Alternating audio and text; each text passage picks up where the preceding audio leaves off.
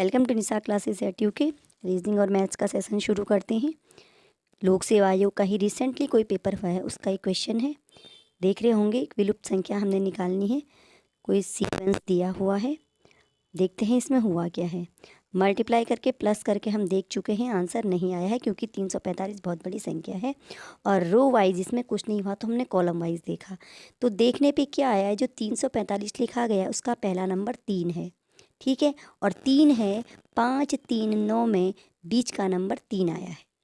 उसके बाद हमने पहला नंबर 5 और दूसरा नंबर 9 को मल्टीप्लाई किया तो हमारा 45 आया है, ठीक है। तो यानी 345 जब निकला तो सेकंड नंबर की संख्या यानी 5 और 9 के बीच की संख्या 3 लिखी और 9 को 5 से मल्टीप्लाई किया, 45 लिख दिया। बीच वाले में भी हमने ये कोशिश करके देखी कि ऐसा बिल्कुल हो रहा है।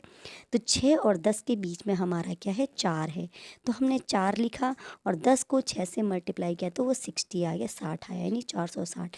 इसका मतलब क्या हो रहा है, जो हमें ऊपर के 3 नंबर दिए गए हैं उसमें बीच का नंबर हम लिख रहे हैं, जैसे 5 लिखा और फर्स्ट और थर्ड यानी 7 और 11 को मल्टीप्लाई किया 77, तो हमारा आंसर 577 आया है। आप समझ रहे होंगे क्या किया है इन्होंने।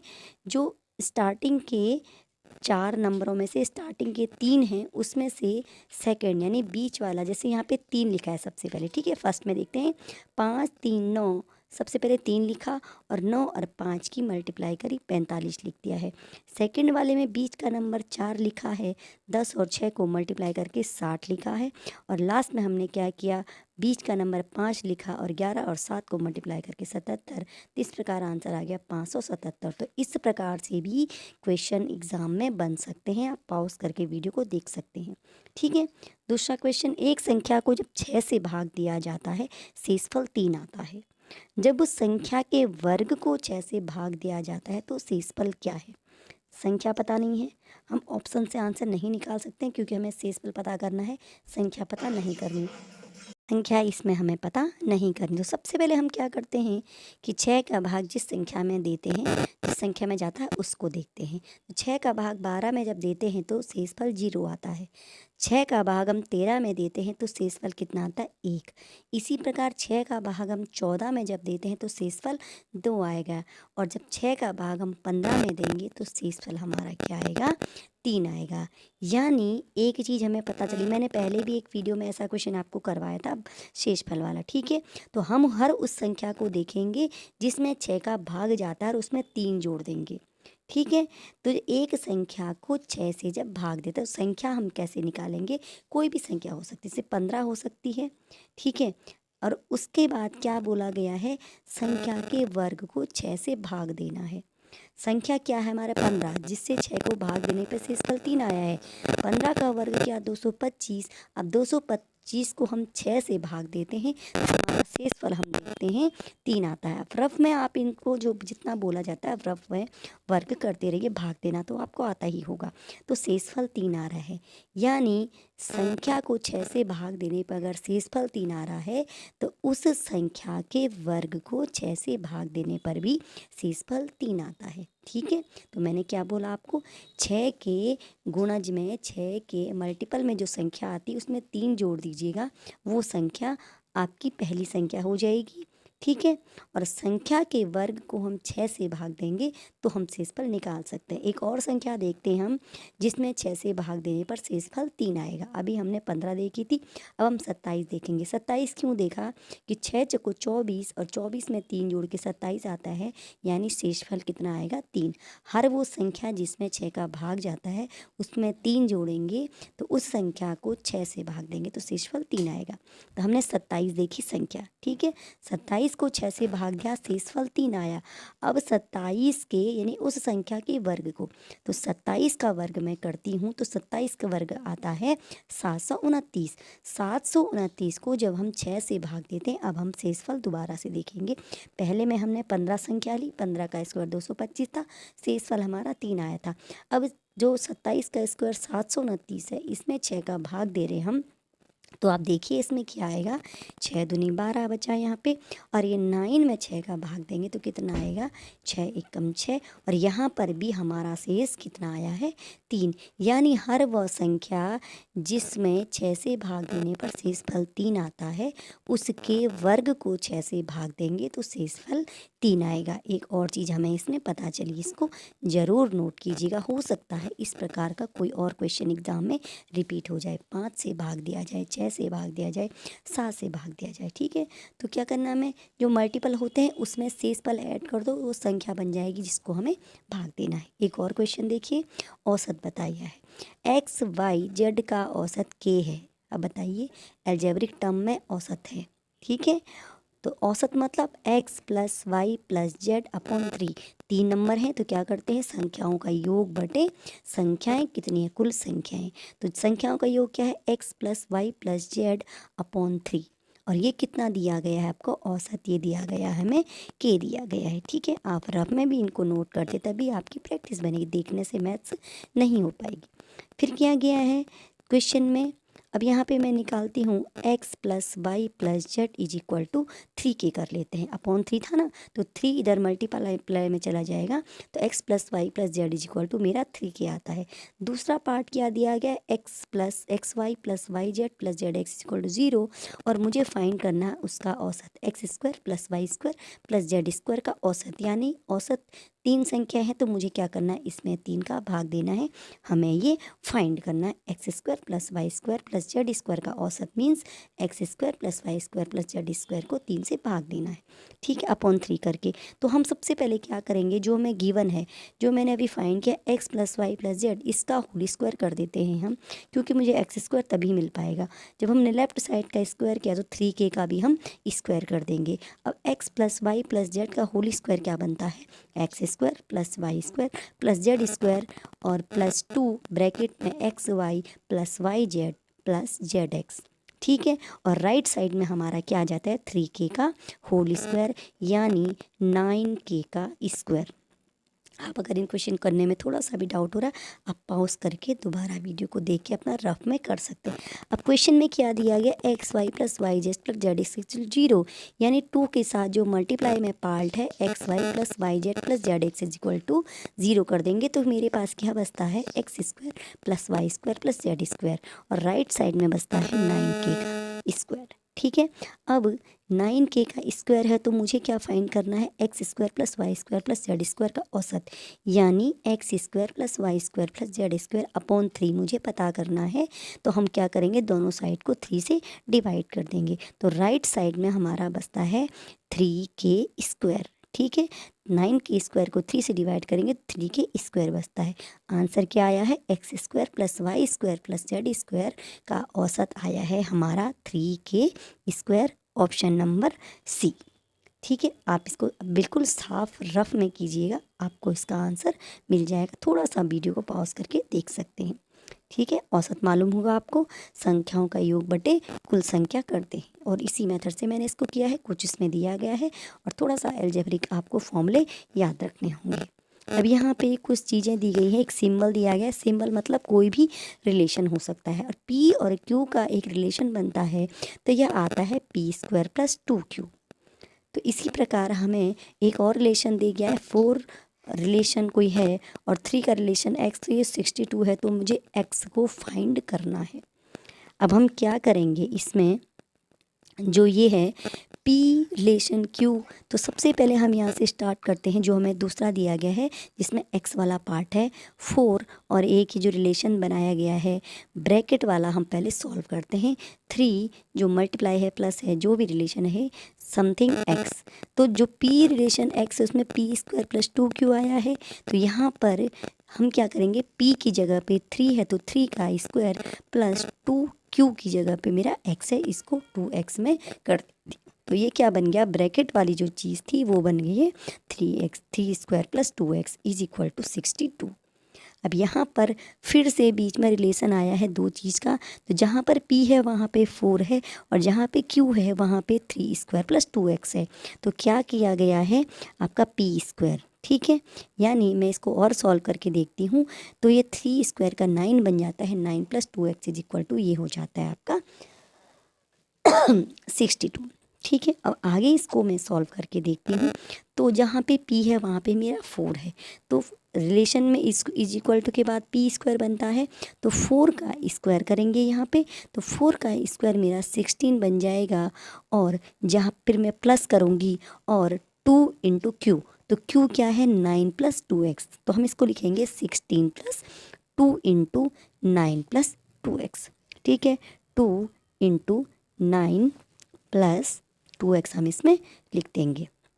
अब इसको हम सॉल्व करके यहाँ से x की वैल्यू फाइंड कर सकते हैं बड़े आसानी से। ठीक है, तो ओपन करेंगे इसे, 16 को हम 62 से माइनस करेंगे, तो ये बचेगा इधर 2 इंटू 9 + 2x। लेफ्ट साइड में क्या आ गया 2 इंटू 9 + 2x, और ये 16 इधर चला जाएगा 62 के साथ माइनस में, तो माइनस आप कर सकते हैं, ये आ गया मेरा 46।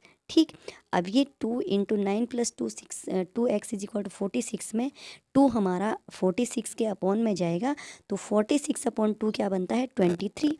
लेफ्ट साइड में हो जाएगा 9 + 2x इज इक्वल टू 23, ये इक्वेशन बन चुकी है। अब 2x इज इक्वल टू क्या हो जाएगा 23 - 9 जो होता है 14, x is equal to 14 upon 2 यानी 7। तो x की वैल्यू मेरी क्या आ गई है 7 आ गई है।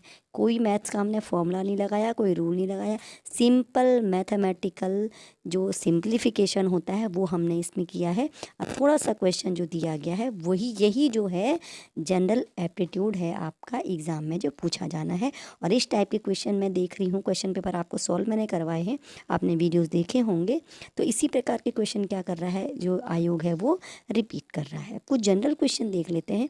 प्रथम 5 रूढ़ संख्याओं का योगफल है, इसका आप इंग्लिश वर्जन देखेंगे तो यहाँ पे प्राइम नंबर, रूढ़ संख्याओं क्या लिखा गया है प्राइम नंबर लिखा गया है। तो प्रथम 5 प्राइम नंबर, तो प्राइम नंबर हमारे स्टार्ट होते हैं 2 से, और प्राइम नंबर कौन सी संख्याएं होती हैं, वो संख्याएं होती हैं जिनके 2 फैक्टर होते हैं, एक और खुद में वो संख्या है, और एक प्राइम नंबर नहीं है, प्राइम नंबर स्टार्ट होता है 2 से।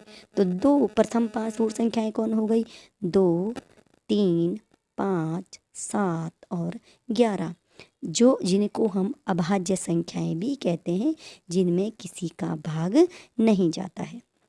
अगर आप संख्याओं के क्वेश्चन एग्जाम में बहुत ज़्यादा पूछे जाते हैं।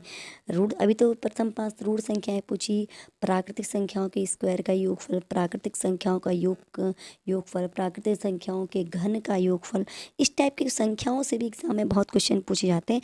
अगर आपको इस टाइप का कुछ देखना है वीडियो या कुछ आपको चाहिए तो आप हमें कमेंट में बताइए। एक छोटा सा वीडियो 5-7 मिनट का, मुझे ऐसा लग रहा है कि एग्ज़ाम से पहले संख्याओं के बारे में बताने के लिए एक वीडियो ज़रूर बनना चाहिए। ठीक है, तो इसमें क्या है प्रथम 5 रूढ़ संख्याओं का योग आपको निकालना है। तो क्या बताइए प्रथम 5 रूढ़ संख्याएं 2, 3, 5, 7, 11, 5 संख्याएं हो गई हैं।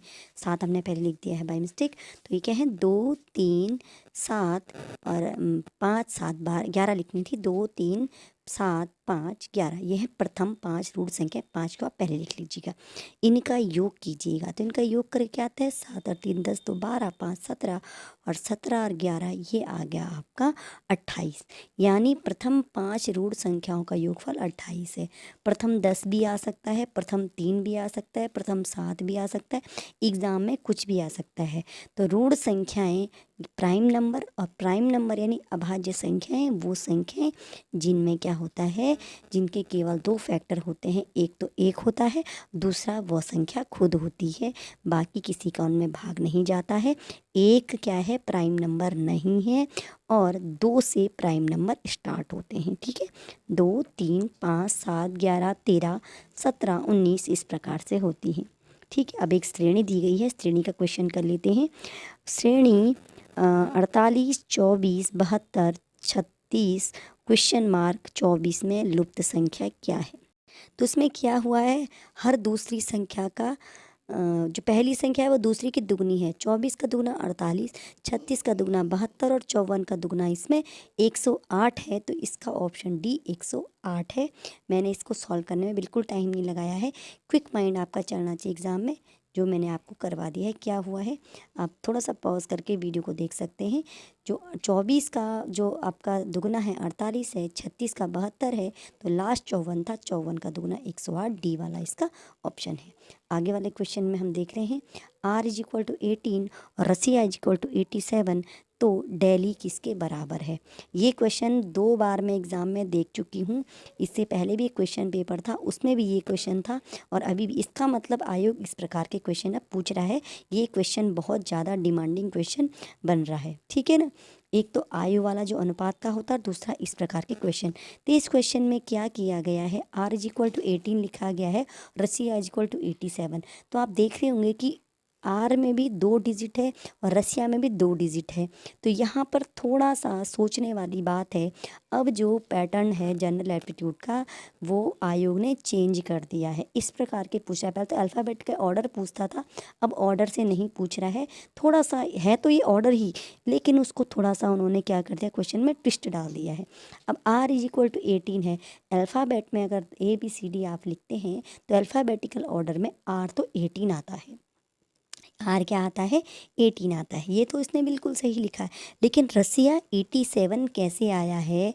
तो अब जो इसमें आप थोड़ा सा ध्यान लगा के देखेंगे, तो जो ये ऑर्डर बन रहे हैं RUSSIA, ठीक है, इनके जो ऑर्डर हैं, इनके ऑर्डर को क्या कर दे रहे हैं, प्लस कर दे रहे हैं। ध्यान दीजिएगा क्या करना है, इनके ऑर्डर को प्लस करके लास्ट में जो फाइनल आंसर निकलता है वो लिखना है। R का ऑर्डर 18 है, ठीक है। U का ऑर्डर 21 है, U अल्फ़ाबेट में 21वें नंबर पे आता है, ठीक है। S का ऑर्डर क्या है, 19 है। R का अगर 18 है तो R के बाद S आता है, तो S का ऑर्डर क्या आएगा, आपका 19 आता है। फिर से एक S और है तो उसका भी 19 आएगा। I का ऑर्डर 9 आता है और A का ऑर्डर क्या है, 1, यानी क्रम में क्या आएगा, A1 1 पे आता है, I 9 पे आता है।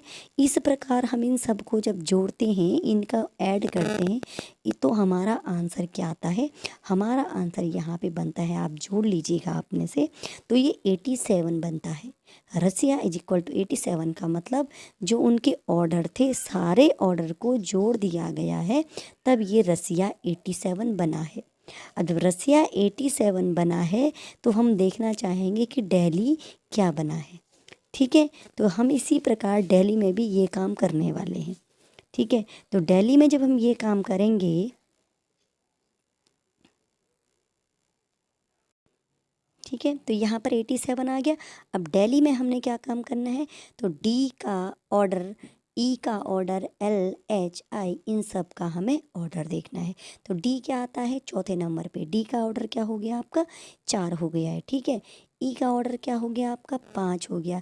इसी प्रकार L का ऑर्डर, H का ऑर्डर, मैंने आपको अल्फ़ाबेट वाले क्वेश्चन, ऑर्डर वाले क्वेश्चन के लिए क्या बोला था, आप जल्दी से ABCD वहाँ पे रफ में नोट कर लीजिएगा, क्योंकि आप फिंगर में करते रहेंगे तो आपका कन्फ्यूजन हो जाएगा, क्वेश्चन आंसर सॉल्व नहीं हो पाएगा। तो आप क्या करेंगे, इसको फटाफट से ABCD आप ऑर्डर में, अगर ऑर्डर वाले क्वेश्चन करते हैं कि अल्फ़ाबेटिकल ऑर्डर वाले, तो आपको क्या करना होगा, इनको जल्दी से लिखना पड़ेगा। D आपका 4 नंबर पे आता है, ठीक है।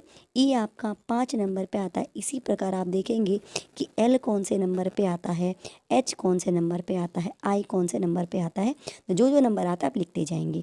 तो यहाँ पे हम देख रहे हैं ये हमारा 5 नंबर पे आता है। मैं भी काउंट कर रही हूँ, क्योंकि मैंने अभी, मेरा तो एग्ज़ाम है नहीं, मैं रफ में नहीं लिख रही हूँ, तो मैं काउंट कर रही हूँ।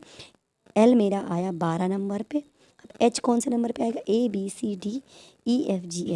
H हमारा आता है 8 नंबर पे, और I हम ऊपर भी देख चुके हैं, I आया है 9 नंबर पे। इनमें क्या होता है, कई बार ऐसा भी हो जाता है कि मोस्टली ऐसा हो रहा है कि ऊपर जो है वही हमारा कॉपी हो जाता है, ठीक है।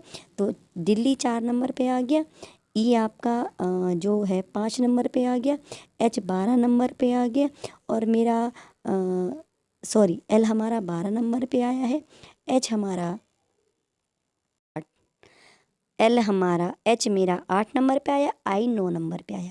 अब जब मैंने सबको ऐड किया तो हमारा क्या आया है, 38 आया है। यानी C ऑप्शन में क्या है, दिल्ली 38 के बराबर है। प्लस माइनस में कहीं मिस्टेक हो, ऑर्डर में मिस्टेक हो तो आप कमेंट कर सकते हैं मुझे और अपना आंसर बिल्कुल करेक्ट कर सकते हैं। मैं आपको सिर्फ मेथड बता सकती हूँ क्योंकि ज़रूरी नहीं कि यही क्वेश्चन रिपीट हो जाए।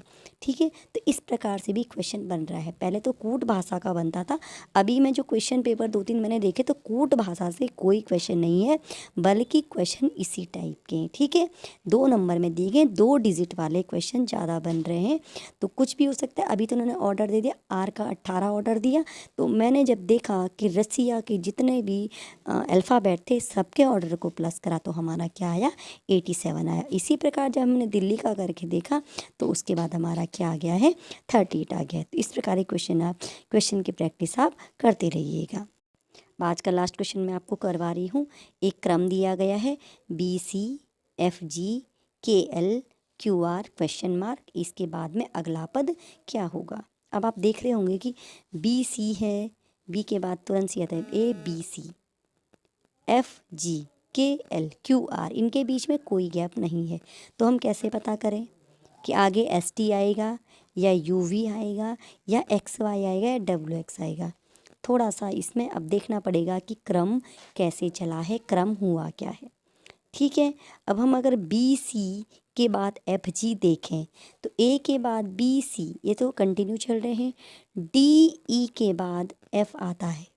ठीक है, DE के बाद F आता है, फिर F के बाद G तुरंत आया है, FGHIJK। ठीक है, HIJK आया है, K के बाद L, फिर MNOP, फिर QR, Q के बाद R तुरंत आया है। अब इसमें क्या आगे आएगा, अगला टर्म कौन सा होगा, थोड़ा ध्यान से देखेंगे। जो मैंने आपको बोला अगर आपने सुना होगा तो थोड़ा सा गैप देख लेते हैं कि क्या गैप बना है। ठीक है ना। अब BC के बाद FG में अगर मैं गैप देखूं तो C के बाद DEF, 3 अल्फ़ाबेट का मेरा गैप बन रहा है। BCDEF 2 नंबर का गैप, G के बाद HIJ, फिर K आता है, 3 अल्फ़ाबेट का गैप, KL है, फिर MNOP, 4 अल्फ़ाबेट का गैप। ठीक है, फिर क्या है देख रहे होंगे आप, G के बाद HIJ 3 का है, L के बाद MNOP, 4 अल्फ़ाबेट का गैप है, यानी जो QR है R के बाद मुझे 5 अल्फ़ाबेट का गैप देखना है। ठीक है, RSTUVW, तो अब क्या आएगा, XY जो कंटिन्यूटी में चल रहा है वो मेरा आंसर बन जाता है। जो मैंने बोला है ध्यान से देख लीजिएगा, अल्फ़ाबेट के गैप क्या रहा है, 1-2 के बाद बढ़ रहे हैं।